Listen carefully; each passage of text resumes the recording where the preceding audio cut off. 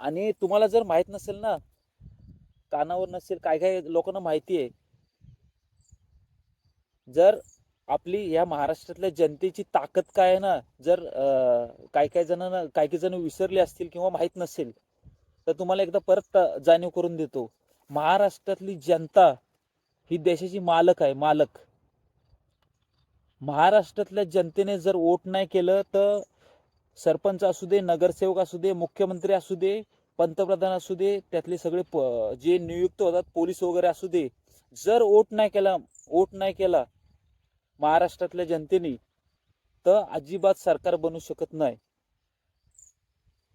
सरकार हा महाराष्ट्रातल्या जनतेने ठेवलेला सगळी नोकरशाही आहे, जी आपल्या जनतेच्या हितासाठी काम करत असते. आणि जनतेच्या हितासाठी जर सरकार काम करत नसेल तर जनतेचा कर्तव्य आहे, लोकशाहीने दिलेला अधिकार आहे की त्यांना तो विचारावा. भले तो पंतप्रधान असू दे, मुख्यमंत्री असू दे, सरपंच असू दे, नगरसेवक असू दे.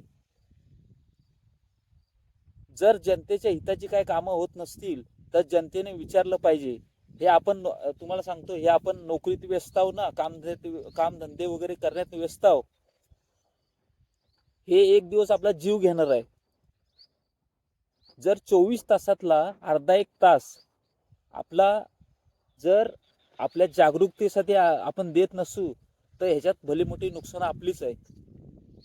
त्यामुळं मी आता क्लिअर केलं तुम्हाला स्पष्ट, की महाराष्ट्रातली ही जनता ही देशाची मालक आहे. भले तो मराठी असू दे, कुणबी असू दे, धनगर असू दे, कातकरी असू दे, कोणी असू दे, त्याला विचारण्याचा अधिकार आहे.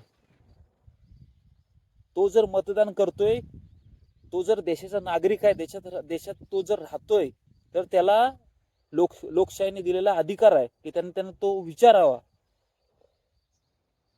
ते आपण म्हणतो ना, आपले नातेवाईक पण म्हणतात, आपल्याला काय करायचं आहे, मरू दे, करतील ते.